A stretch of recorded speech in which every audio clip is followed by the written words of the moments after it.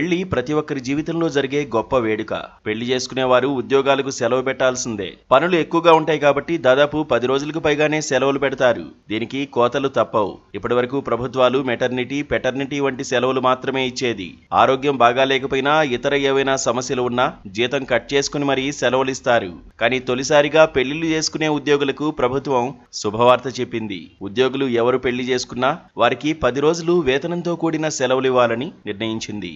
United Arab Emirates అదే దుబాయ్లో ఈ నిర్ణయం తీసుకున్నారు. వివాహం చేసుకునే సర్కారు ఉద్యోగులకు 10 రోజుల వేతనంతో కూడిన సెలవును మంజూరు చేస్తూ కొత్త విధానాన్ని ఆవిష్కరించారు. ఈ నిర్ణయం ఉద్యోగుల సంక్షేమానికి, కుటుంబ స్థిరత్వానికి దుబాయ్ ప్రభుత్వం ఇస్తున్న ప్రాధాన్యతను స్పష్టం చేస్తుంది.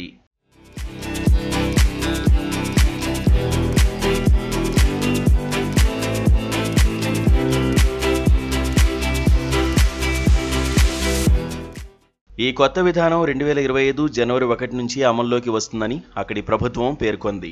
దుబాయ్ ప్రభుత్వ విభాగాలు, న్యాయాధికార సంస్థలు, సైనిక సిబ్బంది, ప్రత్యేక అభివృద్ధి మండలాలు, ఫ్రీ జోన్లలో పనిచేస్తున్న ఎమిరాటీ పౌరులందరికీ ఈ సెలవు వర్తిస్తుంది. ఈ నిర్ణయం ద్వారా ఉద్యోగులు తమ వివాహ వేడుకలను, కొత్త జీవిత ప్రారంభాన్ని ఎటువంటి ఆర్థిక పని ఒత్తిడి లేకుండా ఆస్వాదించడానికి వీలు కలుగుతుంది. ఈ 10 రోజుల పెళ్లి సెలవును పొందడానికి కొన్ని షరతులు ఉన్నాయి. ఉద్యోగి జీవిత భాగస్వామి కూడా యుఏఈ పౌరులై ఉండాలి. అప్పుడే పెళ్లి కోసం 10 రోజుల సెలవులు మంజూరవుతాయి. ఉద్యోగి తన ప్రొబేషనరీ పీరియడ్ ను విజయవంతంగా పూర్తి చేసుండాలి. అలాగే వివాహ ఒప్పందం యుఏఈలోని సంబంధిత అధికార సంస్థచే ధృవీకరించబడి ఉండాలి. వివాహ ఒప్పందం 2024 డిసెంబర్ 31 తర్వాత కుదురుండాలి. ఇక సెలవు కోసం దరఖాస్తు చేసుకునేటప్పుడు వివాహ ధృవీకరణ పత్రాన్ని ఒకసారి సమర్పిస్తే సరిపోతుంది.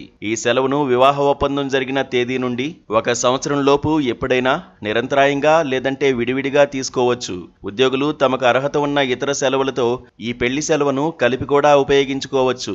సెలవు కాలంలో ఉద్యోగికి పూర్తి జీతం, అన్ని అలవెన్స్లు, ఆర్థిక ప్రయోజనాలు లభిస్తాయి. ఇక దుబాయ్లో తీసుకొచ్చిన ఈ పాలసీ బాగుందని చాలా మంది నెటిజన్లు కామెంట్ చేస్తున్నారు. పెళ్లి ప్రతి ఒక్కరి లైఫ్ లో జరుగుతుంది కాబట్టి దీన్ని ఇండియాలో కూడా తెస్తే బాగుంటుందని పలువురు ఉద్యోగులు అంటున్నారు.